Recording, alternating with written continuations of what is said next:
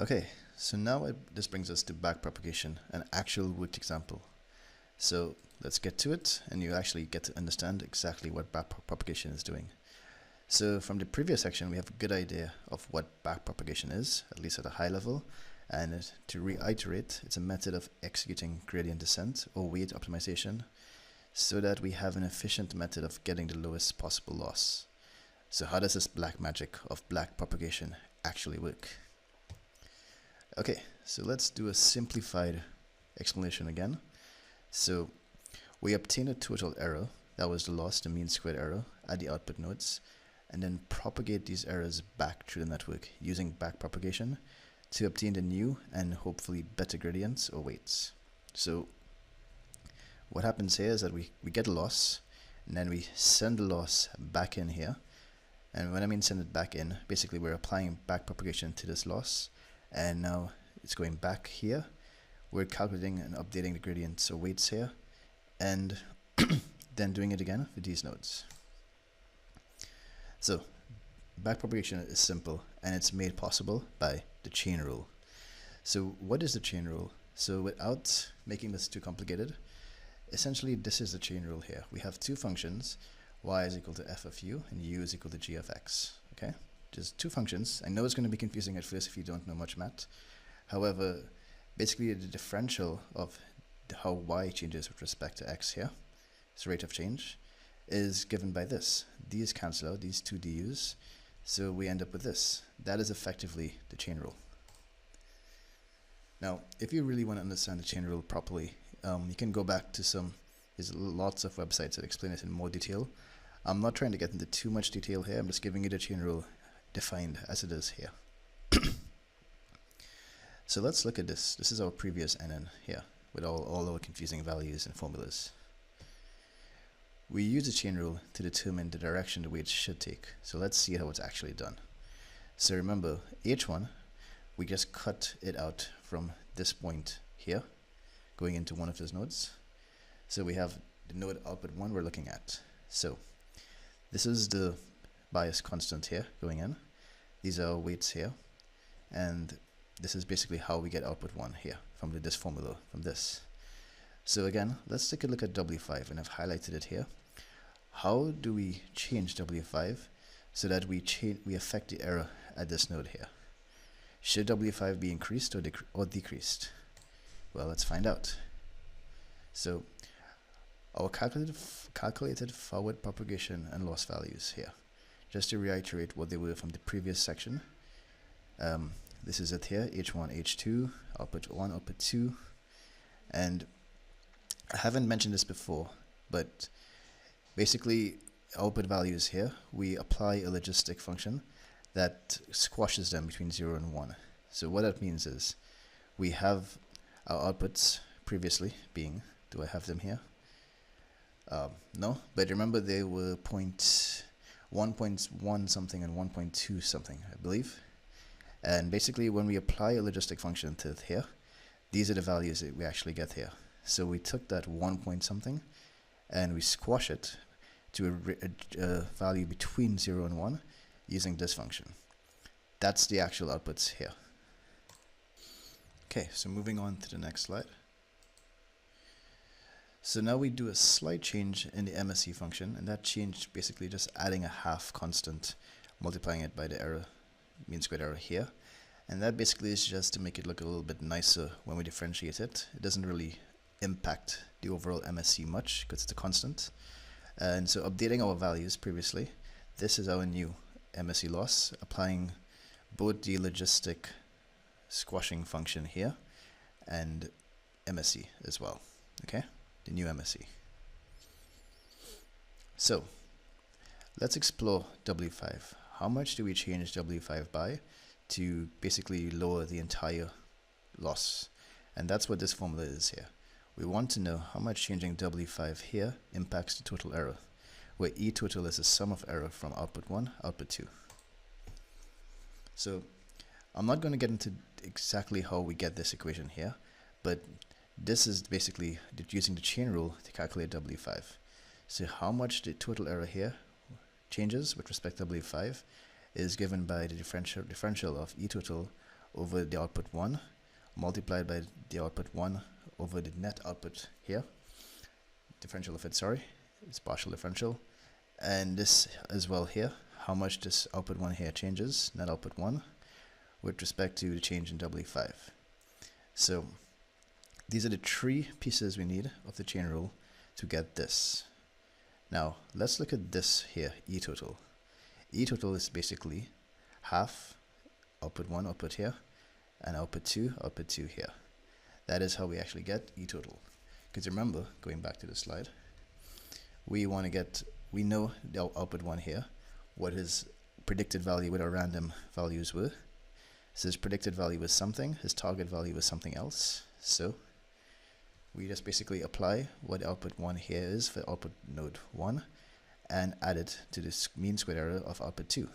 That's how we get E total. So now let's differentiate E total here with respect to output 1, okay? Because that's what the first term in our chain rule here is. So this gives us 2 by a half, which cancels off to be 1, 2 minus the exponent 1, and since this has no output 1 here, this basically is treated as a constant, so differential of a constant is 0. So simplifying this, we get this, and we actually have the values of this. We have the output 1, which was, let's go back to it, 0.7 here, and we have the actual target value, which was 0.1. So E total of output 1 is 0.64. Brilliant. So now let's get the second term here, which is differential of output 1 over net output 1. Let's see what that exactly means here. So net output 1 is basically the application of the sigmoid function for it there, for the output 1 node. Remember, we apply the sigmoid function here to the outputs. So let's go back to it now. So how do we differentiate this? Now, fortunately, the partial derivative of a logistic function is the output multiplied by 1 minus the output, which is this simple thing here. So now we have this value, 0.742. Let's go back to see how we got it. That's output 1. Just to reiterate, that came from here, output 1. Now, I know I'm going a bit too fast for most of you guys to keep up. This actually took me a couple hours, embarrassingly, to work through, 2 hours. So take some time, if you want, print out these slides or have them up and work through them. If you really want to get a proper understanding of this, just work through them on your own, okay? So that gives us this 0.74, 1 minus 0.74, which gives us negative 0.191293. So that's now our second term in the chain rule. So let's go forward, get a third term now. Third term was differential of the net of output 1 over differentiated with respect to dW5. All right, so net of output 1 is this here, W5, that was this input, if you can visualize it here, times the output of H1 plus W6 times the output of H2. Should have probably had a drawing of it here, but we can just go back to it quickly if you want to just see it. That's this here, this formula right here. So let's differentiate it with respect to W5. So differentiating it here, we just get this term here, 1 by this, because this differential of this would be 1, plus this is a constant, this is also a constant here. So we just end up with a simple output H1, which 0.70, which we know from, let's go back to it here. Oh, where is it? This is it here, H1.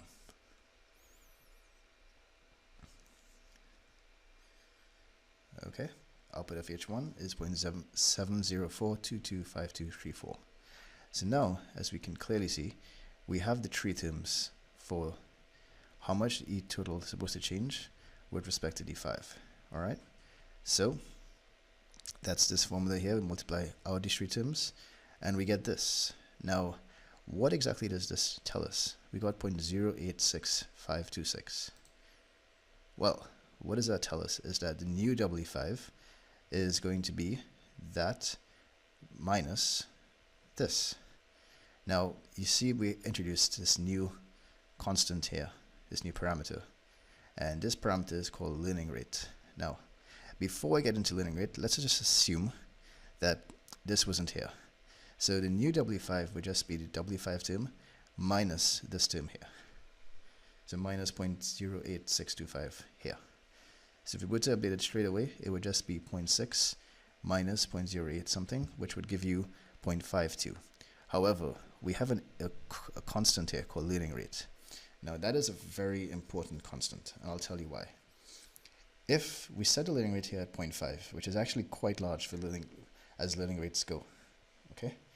But the reason for that is we don't want to update our weights when too big a jumps. We want to know the direction it's supposed to go. So in this case, the direction was supposed to be less than 0.6, so we get 0.55 here. But that's after applying the learning rate. However, in reality, we don't actually want to change it even by that much. This was just an example I used for you guys, but in reality, learning rates are like 0.0001. So we want to just go a smidget, a tiny bit amount, in the direction W5 is supposed to go. And there's a reason for that. The reason for that is because if we're changing our weights by such large amounts, we tend to skip over the actual global minimum. That's why I mentioned it down here. We overshoot the global minimum. So instead of getting trapped in a local minima or just jumping around entirely, we adjust the weights by very tiny amounts so that we could converge exactly to the global minima. It makes training much longer, but we always get a much better model out of it. So this parameter learning rate, now if you look at carefully at the first formula, it controls it by a big magnitude here, which is why I said we always use a very tiny value. So I hope that explains learning rates to you and backpropagation to you. This was a bit tricky to understand. Sorry. But I think this is a very helpful for your intuition behind backpropagation and how we adjust the weights. And if you want to do some homework on your own, you can use the same formulas to calculate W6, W7, W8. I did them manually myself. Took quite some time, but you can check it out and see if these are correct. So just to give you a bit of a heads up, the W1, W2, W3, which are the nodes prior to the other nodes, basically the second stage of backpropagation, this is the formula here, fit, going forward. Okay, so similarly, you can actually calculate W1, 2, 3, and 4 using the same method I just showed you. However, they are slightly different. They involve a bit more work. So I'll leave this as an exercise for you. You don't necessarily have to do it, to be fair. Just understand what you're doing. This is the actual formula for it. So play around if you want and go get into it. Okay, so that concludes this chapter on backpropagation, a worked example. I hope you found it very useful for you. So let's move on to regularization, overfitting, and generalization, and understanding what test data sets are and how do we know if our model is actually good.